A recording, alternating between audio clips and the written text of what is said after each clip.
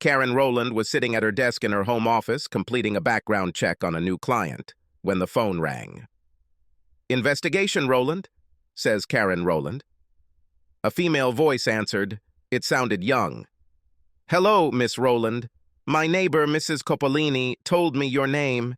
She said you were the detective who solved Miller's murder for the police.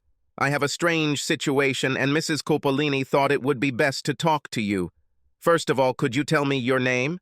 "Oh, yes, sorry. I've never talked to a detective before, and I'm nervous. My name is Nadine French."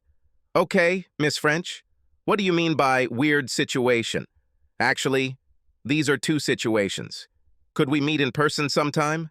This is quite personal, and I need to show you a couple of photos." Karen double-checked her calendar before answering. "I'm free today at 2 o'clock in the afternoon.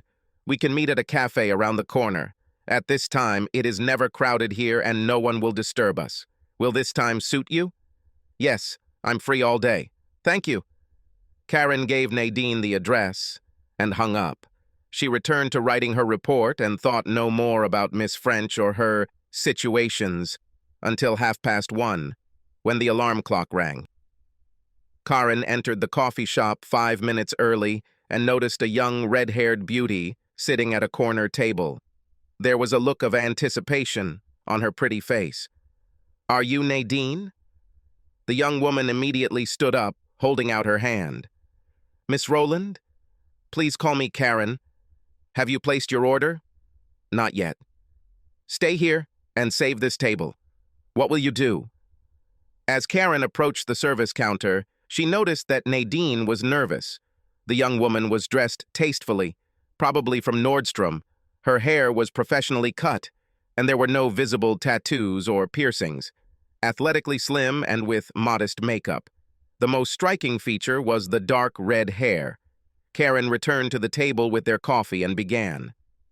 "So, how can I help you?" Nadine could barely form words. In a voice barely above a whisper, she stuttered, "My hubby wants a divorce." Then there was silence. Karen reached across the table to take the young woman's hand. "Start from the very beginning. You said there were two situations." Nadine wiped her tears with a napkin and then began to tell a strange story. 6 months ago, I lost my job as a waitress when the restaurant where I worked closed due to the COVID-19 quarantine. I had only been out of work for a week when a headhunter called me and offered me a job that paid more than what I was making at the restaurant, including the hefty tips I usually received. Unfortunately, I would have to travel 3 days a week. I discussed this with my husband, and we both agreed that the money was good and the job would likely be temporary until this whole COVID thing passed. My job was to travel around the western states, mostly to upscale restaurants, but also to some chains, as well as mom and pops, to see how they were coping with the restrictions due to the crisis. I went into each restaurant once or twice, ordered food, assessed their protocols and service, then tried to interview management. I had a form that I filled out after each assessment and emailed to the office. Nadine fell silent, her eyes filling with tears and her shoulders shaking. I returned home on Wednesday evening after 2 days in Phoenix. My husband, Peter, was waiting for me. He handed me an envelope with a copy of the divorce papers and 3 photographs. He said I would officially receive them on Monday. Was it unexpected? Did you two have any problems? No. I mean, there was some tension with my travels. Peter used this time to concentrate on his work. He spent more time in Los Angeles, at his company's home office.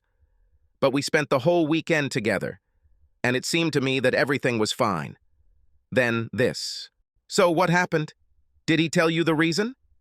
Nadine pulled the envelope out of her purse and looked around the cafe before pulling out 3 photographs from the envelope. 2 of the photographs showed a man and a woman having sex in what appeared to be a hotel room. The third was a photo of Nadine and the same man in front of a closed hotel room door, this time taken from the opposite side of the atrium. When Karen looked at each photo, the woman in the photo had bright red hair and an athletic build, but neither of the 2 photos in bed showed the woman's face. Nadine explained, "It's not me in bed with a man. I mean, it looks like me, but it's not me. It's me at the door. But this man has never been in my room. Karen looked at the photographs again. The first thing she noticed was that the two photographs could not have been taken without the knowledge of the lovers. This woman has a small tattoo of a bird on her shoulder. This is the worst, for me too. Parrot. Even this woman's earrings are identical to the ones Peter gave me last Christmas. My favorite pair to wear whenever I dress up, Karen had to ask. Isn't that you? No, Nadine raised her voice a little, then became embarrassed. Sorry, of course, you have every reason to doubt me. Even my husband didn't believe me when I denied it. What about that photo in the hallway? This is another strange thing. On Tuesday morning, I left my room to start my day. As I was closing the door, this man stopped me. He said I dropped something. There was an expensive pen on the floor. He picked it up and showed it to me, asking if it was mine. I said no, and he left with her. I didn't think twice about it until I saw this photo where it looks like we're leaving the room together. Karen had handled many divorce cases over the years that she owned a detective agency in New York, so she had to ask the following question. Is there a reason why your husband set you up and made it look like you committed adultery? I thought about it, but I don't think it's true. Peter was absolutely blown away when he shared the photos with me. He said the guy's wife sent him the photos.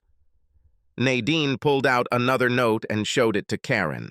It was printed text. Keep your slut wife away from my husband. Peter was practically in tears. He said he wanted to give me an unofficial copy of the divorce papers so I wouldn't be surprised, but most of all, he wanted to ask me why I cheated on him. The paperwork he gave me states that he is divorcing me due to irreconcilable differences, and he is only asking for a 50-50 division of our assets. We have no children, no home of our own. I don't see what he would achieve by setting me up. But someone went to great lengths to set you up. Look at the photo again. I know it's hard, but do you see anything that would confirm that you are not in this photo? Look carefully.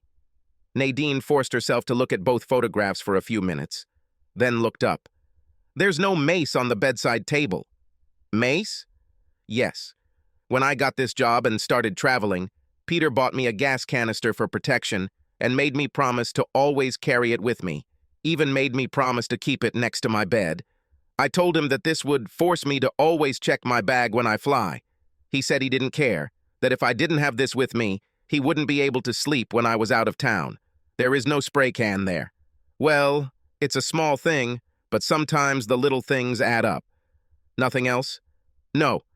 You said on the phone that there were two strange situations. What's the second one?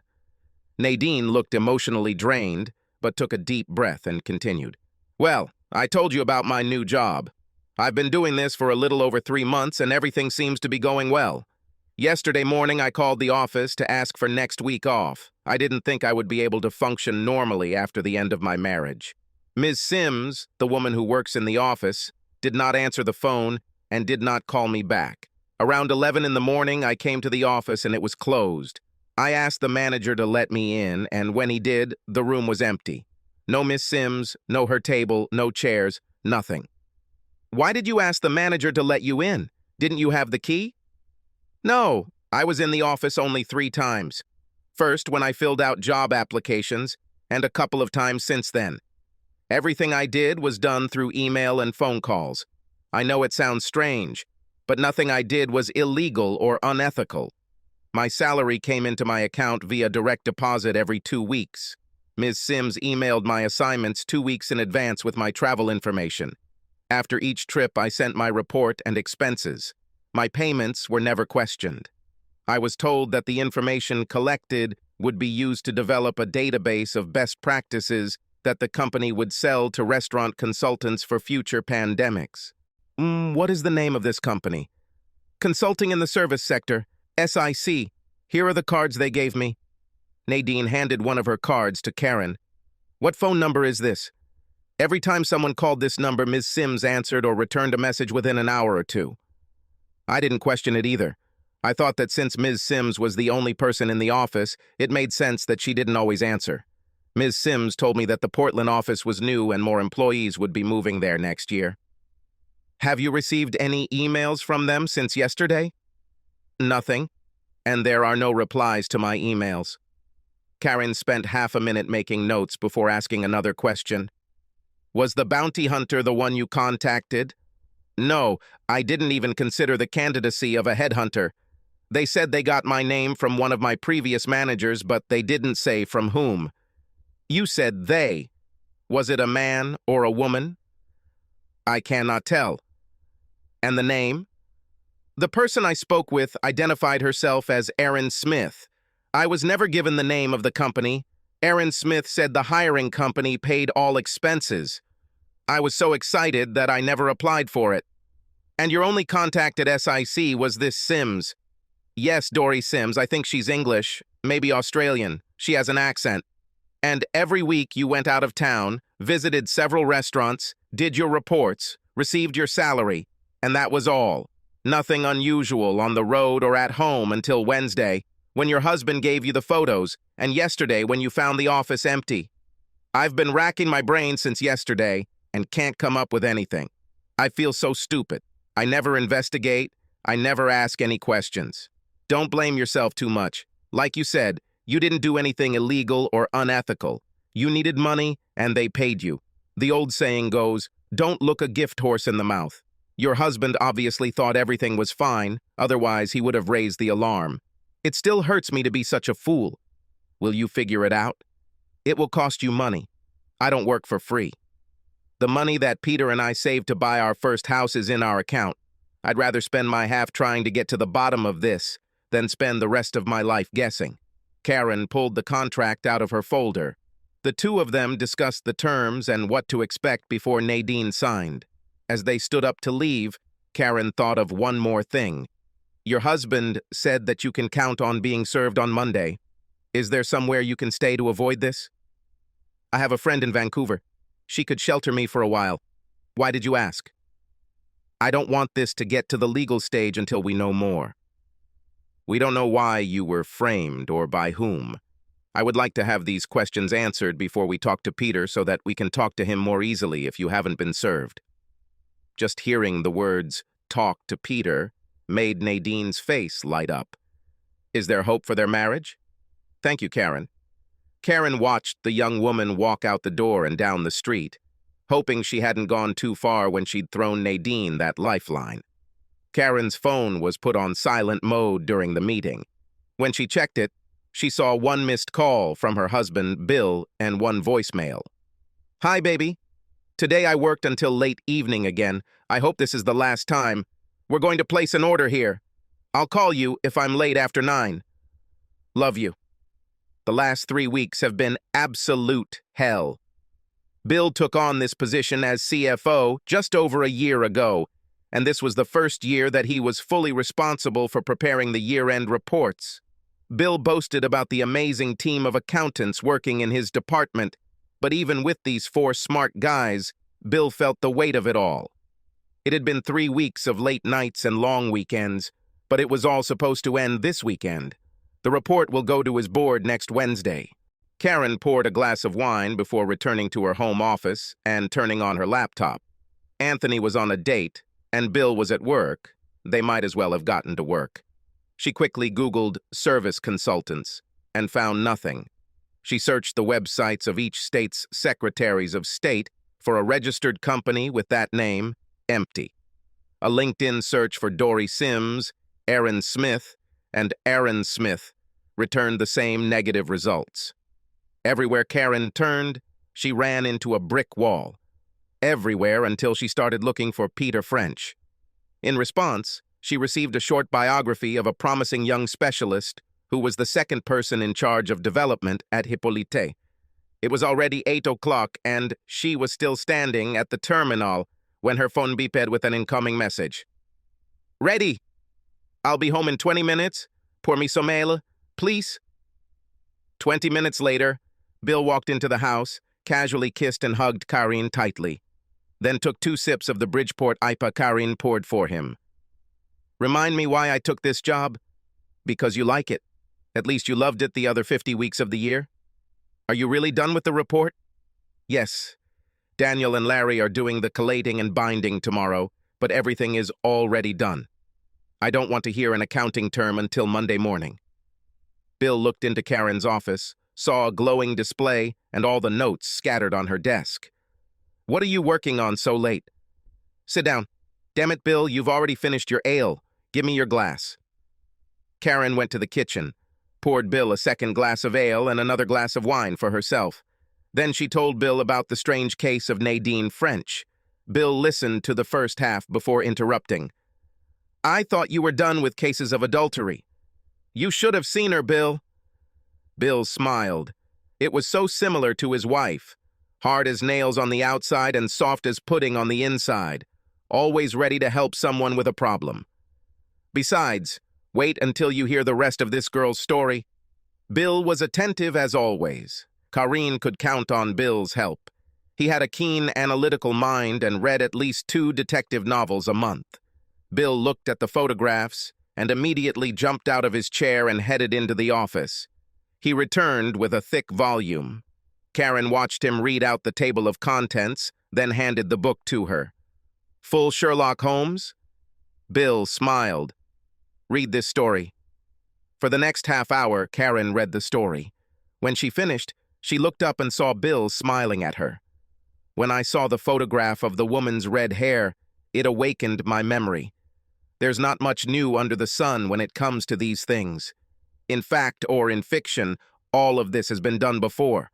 So someone devised this elaborate scheme to get Nadine French out of the way? Who would do it? Who benefits from this? To my husband? Judging by what Nadine said, no. She told me that her husband was crushed. He takes his half and moves to Los Angeles. His company offered him a promotion at head office. Someone thought it was worth spending time and significant money to separate them. This should have been the goal. As in history, the work was not finished until the desired effect was achieved. In this case, when Mr. French told his wife that they were done. This gave Karen an idea. She spent 10 minutes online, then picked up the phone and called Nadine. "Nadine, I'm sorry I'm calling so late, but it's important. I want you to go online and search for pictures of actresses that you will see on the website. I'll email you the link as we speak. Take your time and let me know if you see anyone you know. Call me first thing in the morning, whether you find anything or not." Bill watched and listened as Karen's phone conversation ended. "That's all I did with my wife's body tonight. Can I get you anything?" "Sorry, baby. Drink this wine and get me a Diet Coke, okay? I need to get a couple things done before I go to bed." "You're lovely. Thanks for pointing me in the direction." Even before Bill walked through the door, Karen was looking for information on the Phoenix Actors Union website. Bill went to bed. He had seen Karen so nervous before and knew she had a long night ahead of her. Karen was still busy with this when Anthony returned home from his date. It was already past midnight. They spent a few minutes chatting. Anthony even asked if his mom needed help. She said no, and he left her at the monitor. By 2 o'clock, she had found what she was looking for. She booked a plane ticket to Phoenix for Monday, turned everything off, and went to bed. Bill rolled over and kissed her goodnight. The phone rang at 8 o'clock on Saturday morning. Karine barely had time to say a quiet hello before she was interrupted by Nadine.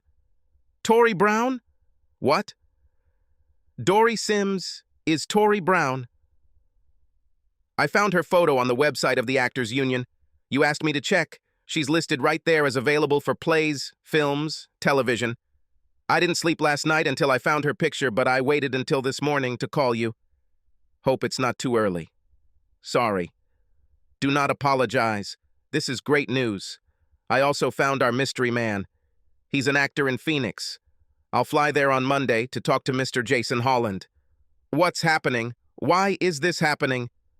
"I'm still figuring it all out, Nadine. Be patient. In the meantime, could you give me your husband's contact information?" Nadine gave Karine Peter's phone number and where he worked. She didn't know where he had been living for the last 4 days. "One more thing, and this is important. Don't hide anything from me. If you do this and I find out, I'll quit. I'm sorry if I offended you, but are there any men or women in your life, for that matter, who would like to ruin your marriage? That your marriage is the only reason for not being in a relationship with them?" Nadine didn't understand the question. I don't understand what you mean. I want you to think, Nadine. Is there anyone waiting around the corner? Someone who thinks they have a chance to pick up the pieces if you and Peter get divorced? The question made Nadine pause. The pause is long enough for Karen to get the impression that she may have struck a nerve. She didn't realize how much her question shocked the young woman, who wondered to herself, "Do I know anyone so evil?" Finally, Nadine answered, "No, I honestly can't imagine anyone who could do this." Karen felt relieved, but also disappointed. The secret would have been solved if Nadine had blurted out the name. "That's good, Nadine. Sorry if I upset you." On Monday morning, Karen stood in the TSA line, waiting to be subjected to yet another humiliation. As a former NYPD counterterrorism officer, she understood the need for security, but nearly 2 decades have passed since 9/11 and authorities still haven't figured out a better way to screen passengers. How many times has she watched an agent search some embarrassed little old lady who forgot to put her lipstick on the conveyor belt? By the time the plane landed and Karen left the Phoenix airport to hail a taxi, her contact in Arizona had left a message where she could find Jason Holland. He worked as a waiter at the local Olive Garden. Karen made sure the hostess seated her at one of Jason's tables. It was late lunchtime, and the crowds were getting smaller. Holland walked up to Karen's table, flashing his big welcome smile. "Good afternoon." That's all that came out of his lips when he saw a photo of himself, in which he was naked in bed with a redhead lying on the table. "What the—" "Hello, Jason. I'll order the signature soup and salad for lunch, a Diet Coke, and a chance to talk to you as early as possible. I mean as soon as possible, when it's convenient for you. Could you please put this away before anyone sees?" "Why, Jason? Are you ashamed of this? The lady who should be in bed with you, a lady whose husband is divorcing her because of this photo, is thinking about posting it on the internet. Her life is already ruined. Why shouldn't yours be destroyed? I finish at 2. Can we meet across the street at a cafe and discuss this? I'll have lunch and wait for you there. Don't disappoint me by not showing up. You'll make me very angry. And that's not good." Karen said the last phrase with enough threat in her voice that Jason got the distinct impression that the woman was not joking. Karen enjoyed her lunch and crossed the street. At 2-3 minutes, Jason sat at an outdoor table across from Karen. Karen didn't waste a minute. "Tell me about the photographs." "I can't. I was paid $4,000 and signed a non-disclosure agreement." "This is very bad. You are between a rock and a hard place. You'll have to decide who you want to piss off, the person who paid you to pose for these photos, or my client. She is ready to publish these photos publicly and sue you for $100,000 for continuing the fraud. Her husband is divorcing her based on these photographs. 100,000? I don't have 100,000. With 10 years of experience as a police officer interrogating suspects, Karen had an innate sense of when to play good cop and when to play bad cop. Tell that to the judge, asshole. Or, tell me what happened and who paid you. Otherwise, be prepared for your life to go in circles in the toilet. Jason Holland folded up like a cheap wet wipe. I was contacted through my agent. I met a man who offered me $4,000 to pose for simulated sex photos. I was told that they would be used for personal purposes. They would never be seen in public, and were given a contract to sign, which included his guarantee to me and my non-disclosure agreement. I met this man next week at the hotel. There was a woman there, and we posed in bed, simulating sex. The guy stood next to the bed and took several dozen pictures. The next morning, I waited for a woman who looked like her to come out of her hotel room. I was told to take the handle that was in front of the door, ask the woman if it was hers, and then leave. The same guy was right across the atrium, in the room he'd been in the night before, taking pictures of the meeting. Have you ever seen a woman at the door before? No. Where is your copy of the contract? In my apartment, locked to my desk. Describe the man. A big guy, about 190 centimeters tall. In his early 30s, mixed race, bald. Reminds me a bit of Vin Diesel. What about your bed partner? Sweet face, brown eyes, red hair, which I think was a wig, nice figure. Have you ever seen her before? At any of your acting gigs? Never. I would remember this face. Have you ever wondered why you were hired for this? It was $4,000. Truth be told, I assumed it was some guy who needed proof that his old lady was cheating, and I just provided the proof. Another bastard, Karen thought, but did not say it out loud. Let's take a taxi to your apartment. I need a copy of this contract. Jason didn't argue. An hour later, Karen returned to the center. In her briefcase was a copy of the contract and a statement signed by Jason Holland saying that the woman in the sexy photos was not the woman at the hotel room door. The earliest flight with a seat available back to Portland didn't leave until 9:30. Karen sat at an outdoor table in a street cafe, sipping a glass of wine and enjoying the dry heat. The weather was so different from Portland spring. She would need to see if Bill could take a few days off so they could come here for the long weekend. Karen spent the next 2 hours arranging a meeting with Peter French for Wednesday. She left a message with Tori Brown's agent suggesting that she might have an acting job for her and asked Tori to call her. The most difficult call was to her client. Karine did not tell Nadine all the details of today's meeting with Jason Holland. If Bill's theory that the purpose of the ruse was to separate the couple was to be believed, and given that it was the man who carried out the ambush in Arizona, then it made sense that the object of that man's attention was Nadine. Karen had already asked Nadine if she thought that might be the case, and Nadine denied it. Was she lying, or was she naive? Or perhaps the theory was wrong. Karen was disappointed when she ended her conversation with Nadine. Nadine denied knowing one Howard Stone, the name on the contract, and his physical description said nothing. Karen spent another hour on her smartphone trying to track down one Mr. Howard Stone. She found several references to people with that name, but none of them matched the description of the mysterious man. One nice piece of luck. Tori Brown called her back and made an appointment for the next day in the afternoon. It was just after 1 in the morning when Karen collapsed into her bed. On Tuesday afternoon, Karen met with Tori Brown in her agent's conference room. Karen and Tori were alone. The agent poked his head through the door just to tell them he was free to sign the contract. Karen decided to use the same direct approach that had worked so effectively with Holland. Miss Brown, or should I say, Miss Dory Smith, tell me about your work at SIC. Tori's face paled at these words. Hey, what is this? I was told that we are here to discuss a role in the film.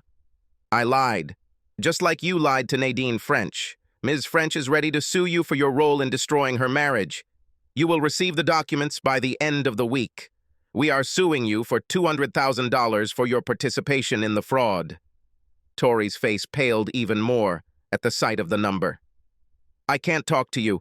I signed a non-disclosure agreement. This contract will not protect you from legal damages. You have 5 minutes before I walk out the door and call Ms. French's lawyer. Tori's acting skills could always be relied upon to get her out of trouble. She began to cry. Her lips trembled. She leaned over, covering her face with her hands, and her voice trembled. Sorry, I needed money after I was fired from my job. I was almost homeless. The money I received barely saved me from losing my apartment. Tori looked up, surprised to see the expression of hard indifference on Karen Roland's face. Who is this woman? Thought Tori. Tears always helped. I was an NYPD officer for over 10 years. Do you have any idea how many actors and actresses I stopped for various reasons while working as a patrolman? I must admit, you are very good. I once stopped one of the Kardashians, and your act surpassed her talents. I think it's the trembling lips. This is what sets you apart from others. Now you have 2 minutes before I leave. Tori hunched over, and real tears began to flow. Let's start with something simple. Describe the man who contacted you. Tori looked up. It wasn't a man. It was a woman. Corinne tried her best not to show surprise when she learned that another party was involved in the case. A woman. Describe the woman. About this time, Agent Tori poked his head through the door again. Is everything all right here? Need coffee or anything else? Karen smiled at the agent. No, we're fine. Thank you.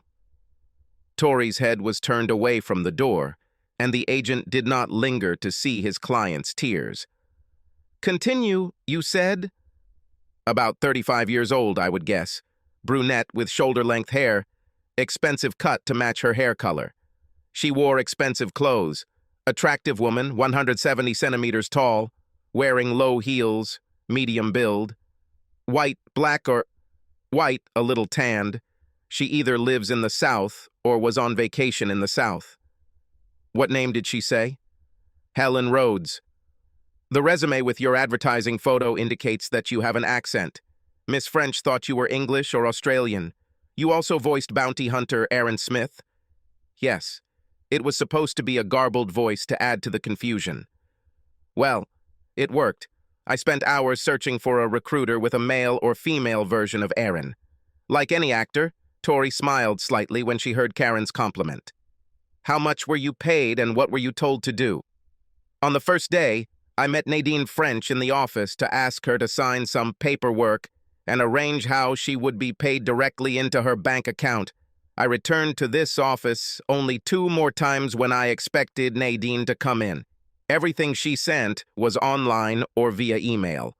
On the rare occasions that she called, or if the restaurant called to confirm Nadine's credentials, I answered the number Rhodes provided. I would answer in my real English accent." "Did Helen Rhodes sign a non-disclosure agreement?" "Yes." "Have you ever met a large man, about 190 centimeters tall, bald, mixed race?" "No, just Rhodes. Can you tell me what it all meant?" "Rhodes stopped by my house Wednesday night and told me the job was done. I took my phone and keys to the office. She handed me $2,000 in cash and reminded me of the non-disclosure agreement. That's the last thing she said to me." "How much did she pay you in total?" $4,500. Karen told Tori that the whole scam seemed to be set up to get Nadine out of town so she could eventually be photographed in bed with another man. That the photos were fake, but good enough that Nadine's husband planned to divorce Nadine. "Damn, this is bad. I'll tell you what. If you promise not to tell anyone where you got it, how would you feel about Helen Rhodes' photograph?" "Do you have a photograph?" "Yes. It was all so strange that my roommate was sitting in a cafe across the street when I met Rhodes for the second time. She was able to take a photo with her phone. It's not great, but it's better than nothing. I have this on my phone." Tori showed her the photo. "Can you forward it to me?"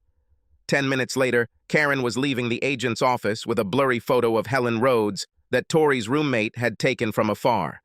She had one more piece of the puzzle, but she still didn't know where the pieces fit. Karen called Peter French. "Mr. French, I know you agreed to meet with me tomorrow, but I think you might want to meet today, given the information I would like to share with you." Peter agreed to meet Karen at the pub around the corner from the extended stay hotel where he was staying. Lived since he left the apartment he once shared with Nadine. Peter French was sitting at a table at the back of the bar, drinking a mug of dark ale. Karen stopped the bartender and asked her to bring a glass of Merlot into the booth. Peter stood up as Karen approached the booth with her hand outstretched. When they shook hands, Karen was surprised by Peter's physique. Nadine told her that Peter was a computer programmer, and the man standing in front of her had the body of a football player and the face of a movie star. Having finished with the introductions, Peter immediately got down to business. "You said on the phone that my wife hired you, and you have evidence that she was not the person in the photographs. This is the only reason I agreed to meet with you. My lawyer told me she was not home and was not served. Depending on what you tell me, if it doesn't prove Nadine's innocence, are you willing to tell me where she is?" "Yes, but it won't come to that. I'll get straight to the point. Here is the statement signed by the man in the photographs. His name is Jason Holland. Mr. Holland is an actor, and he was hired to pose with a woman who was supposed to fool you into thinking it was your wife in bed with him." Peter interrupted her. "This is terribly difficult to believe." Karen waited for the barmaid to bring her wine, and Peter waved her off when she pointed at his half-empty pint. When the barmaid left, Karen pulled out the photographs. "Look carefully at the photographs. Notice how these two don't show Nadine's face. Also, pay attention to the angle of the photo. Do you think someone could have made them without Nadine knowing there was a third person in the room with a camera? Now look at this last photo. the one by the door. There is no intimacy between this man and Nadine. This photo was taken from the other end of the atrium. Holland just picked up the handle that was left outside your wife's door. Holland asks your wife if this is her pen, and the photographer takes a photo, and Nadine will never see this person again until you give her these photos. Peter continued to flip through the 3 photographs, trying to digest everything Karen had told him. I have a statement signed by Jason Holland confirming what I just told you. And one more thing. Nadine's job was a ploy to get her out of town on a regular basis. Someone or persons wanted her to leave town until you decided to divorce her based on these photos. Last Thursday, Nadine showed up at the SIC office and it was empty. Her contact at SIC, Dory Sims, is actually Tori Brown, also an actress who is paid to pretend that SIC is a real company. Who could do this? Maybe you can tell me. Nadine can't explain it. I admit, I thought it was someone who wanted to pursue Nadine after you divorced her, but I have my doubts. Do you know this woman? Karen showed Peter a fuzzy photo on her phone. Peter looked at the photo without saying a word, then leaned back, staring into space. Damn it, I'm such an idiot! How could I be so damn stupid? The expression on Peter's face would be funny if the situation weren't so serious. Karen waited patiently for Peter's explanation. This is my boss, Greta Hesse, founder and CEO of Hippolyta. It's crazy, but now it makes some sense. She gave little hints about how traveling spouses might be tempted on the road, how even the strongest marriages rarely survive suspicion, if not outright infidelity. I called Greta on Tuesday evening and told her that I needed some rest, that she was right and Nadine cheated on me, that it's all over between us. Greta offered to pay for my move to the headquarters in Los Angeles. I always thought her flirting was a little over the top, almost harassing, but she knew I was devoted to my wife. So she started all this because she had a crush on you? Yes. Incredible, isn't it? A little over a year ago, at a company holiday party, Greta got a little drunk. This was completely out of character. She said a few words to me about Nadine not being on my level. That little waitress, as she put it. I ignored the comments, and 2 weeks later, when I arrived at the head office, Greta apologized. I told Greta that if anyone was out of sorts, it was me, that I am happy in my marriage. Wait, do you know a man about 190 centimeters mixed race, similar to Vin Diesel? Looks like Andre Hillman, Greta's personal bodyguard. He's a photographer. He hired Holland in Phoenix and took the photographs. The two of them sat in silence for a minute, drinking and thinking. How did your boss know about the parrot tattoo and special earrings? Probably from a holiday party. There was a photographer there. Nadine was wearing a backless dress and did not cover her tattoo. She probably wore these earrings to the party. They are her favorite when we go out. Peter looked deeply into Karen's eyes. I really screwed up. Do you think Nadine will ever forgive me? Why don't you call her and find out? Even Nadine said she would have thought it was her in bed with the guy if she didn't know better. They thought of everything. Hairstyle, tattoo, earrings. Your boss played on the inevitable problems when spouses travel. You've both been played by someone willing to do and spend anything to make you suspicious. Peter and Karen spent another half hour discussing what he would do about betraying his boss and came up with a plan. Peter dialed Greta's personal number. The call could not be used in any legal proceedings, but it would confirm Greta's involvement. Greta was pleased to see Peter's number appear on her phone's display. Hello, Peter. Greta, it's slowly dawning on me, but I just realized it. You were the one behind Nadine's work, sending her out of town, giving her the opportunity to cheat on me until she finally ended up in bed with another man. Greta couldn't believe her luck. Peter still thought it was Nadine in the photos, but she wasn't ready to admit her part in the conspiracy. Peter, I don't understand what you're talking about. Please, Greta, if we're going to have any kind of future, you have to tell me the truth. We can't start a relationship if we start it with a lie. Tell me why you did it. Because you're a big idiot. I'm madly in love with you. How could you not know this? But of course because you are a typical ignorant man when it comes to love. That's why you didn't know your wife was cheating until I showed you the proof. Now come here where you belong. Peter had heard enough and needed to end the conversation before he lost control. Imagine this woman calling his wife a cheater. It will take me some time to sort everything out. Be patient for a few weeks. Fine.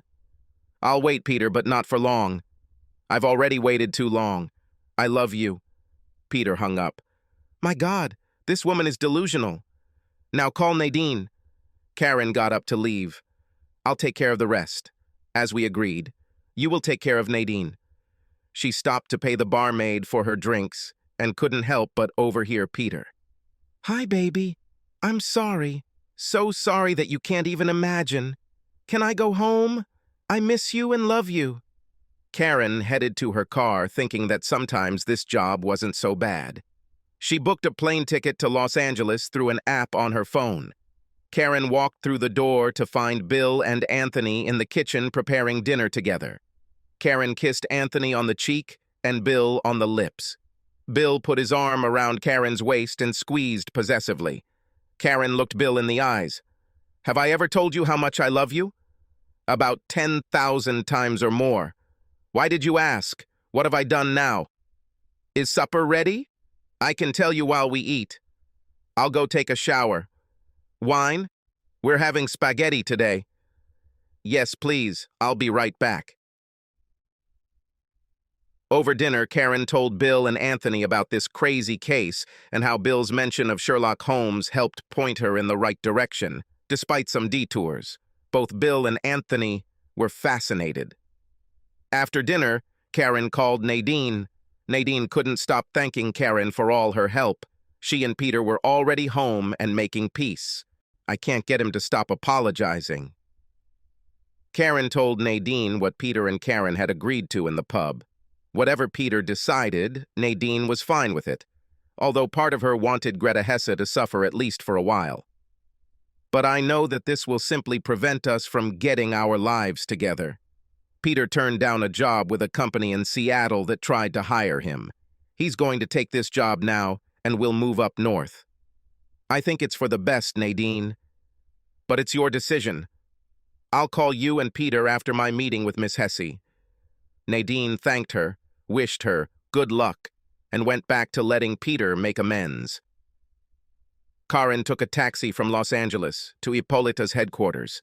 The elevator took her to the executive floor, where Karen was stopped by the secretary. Karen handed the young lady an envelope marked Private and Confidential and said that Miss Hesse would be very interested in seeing the contents of the envelope. The receptionist handed the envelope to Ms. Hesse's assistant, who answered the phone.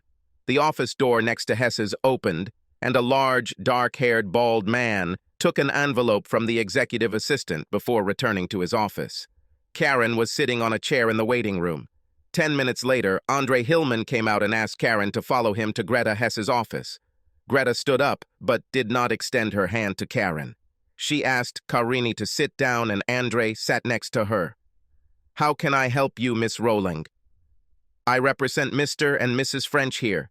They would like to settle this issue privately, out of court, although they are willing to address this issue publicly if you prefer. This is chantage? No, I think you will find that they are willing to be more than reasonable. More reasonable than I would have been under the same circumstances. What are they asking? They demand that you pay my fee, $16,000, plus attorney Peter French's fees for filing the divorce papers, that's $1,200. Peter French asks you to fire him from Hippolyta and provide him with a standard severance package and a good reference. He also asks for the return of the $900 he spent on a hotel room after he left his wife. What else? That you will personally apologize to both of them, and that after that, you will leave them alone. I ask that you do not prosecute Jason Holland or Tory Brown for violating the terms of their NDA. I didn't give either of them a choice. It would be in everyone's interests if this whole sad story were brought to an end. Any prosecution of these people would only increase the likelihood that Hippolyta's board or investors would get wind of this. I don't understand. Why do they let me go so easily? They continue to live their lives together. Peter is looking for other opportunities, as businessmen like to say. And most of all, they feel sorry for you. These words hit Greta harder than a ball to the chin.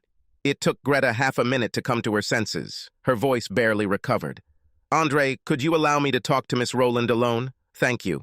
Karen waited until the door closed behind Andre. "It was a disgusting act on your part to try to destroy a happy couple. If I could destroy it, it wouldn't be as bad as they thought, would it?" "I don't think that's fair. You've pulled some terribly dirty tricks. Did Shakespeare write, 'Everything is fair'? I see the ring on your finger, Miss Rowland. You have someone to come home to, someone to share your bed with at night and cuddle next to." Karen didn't answer, so Greta continued. "Over the past 7 years, I have had relationships with 3 men. 2 were rich, like me. Masters of the universe, as Tom Wolfe put it. Both treated our relationship as if it were a merger. Romance was less important than the connection of 2 entities. The third was a fraudulent gold digger who almost led me to the altar. Then I met Peter French, a wonderful man, handsome, balanced, smart, all the qualities of a right guy. Best of all, he was completely faithful to his vows, even when I was flirting. I've been working hard on Peter for the past 3 months, trying to undermine his faith in Nadine's loyalty. I flew to Portland last weekend after he told me about the photos and the divorce. I tried to persuade him to come back to my hotel room. He said he was still married and would remain married until the divorce was finalized. Can you believe it? I have a house of 1,000 square meters on the beach in Malibu, townhomes in Vail and Kauai. I'm the CEO of a multi-billion-dollar company, and I can't compete with a waitress from Portland. Karen almost felt sorry for this woman. Almost. It was still a shitty thing to do, ruining a happy marriage. Yes, it was so, but I don't care. You probably have a child or 2. I bet they're great kids. In a few years, I won't be able to give birth. Of course, I could have children myself, but damn it. I want my husband to be the father of my children. I want to look out the back window and watch my kids play catch with their dad. Karen didn't know how to react to this. She had a husband who loved her and their 2 children. So she just let Greta talk. Instead, Greta changed the subject. "Tell me, please." I spent months setting it all up, analyzing and fixing every flaw in the plan. "How did you figure this out in less than a week?" Karen considered leaving the woman hanging, but thought, "What the hell?" and told her.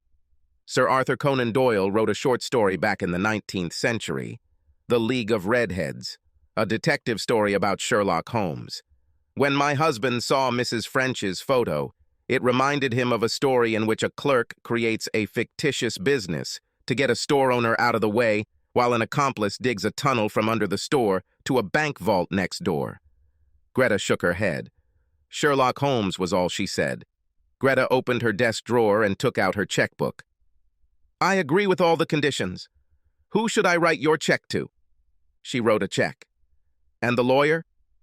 Greta wrote out a second check, made out to the name Karen gave her. Greta wrote a third check. "You said that I owe Peter $900 for a hotel room?" Karen nodded. "Here, give them this.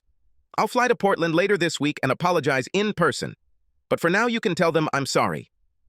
Greta wrote a check to Peter and Nadine French for $900,000. Karen looked at the check in amazement. "Are you sure? There are 3 extra zeros here. I won't attach any importance to this. I grew up poor, so I know it's a lot. But I could order 100 of them and I'd still have enough to live in obscene luxury. You know, Peter just confirmed why he was the only one. He has more honesty than any man I've ever known." Greta's eyes moistened. "It's time to leave." Karen turned to Greta before leaving the office. "A couple of years ago, I couldn't stand it anymore. Certain aspects of the job drove me crazy. I quit my job to get my thoughts in order. It was the best I could do.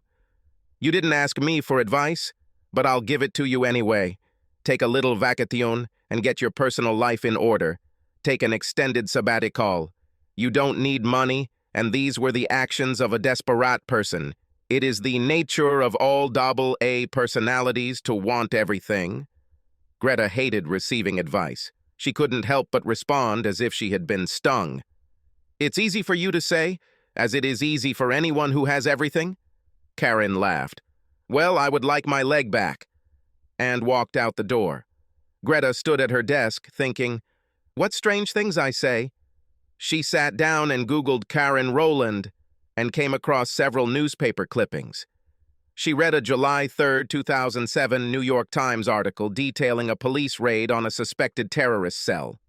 One of the officers, a detective named Karen Rowland, was in critical condition after being shot in the legs by a shotgun. A subsequent article confirmed that Detective Rowland was recovering, but had lost her right leg below the knee. Surgeons managed to save her left leg, although it was seriously damaged. "I'll be damned," Greta said it out loud. She headed towards the door. "Leslie," she said to her administrator, "could you please schedule a board meeting as soon as possible?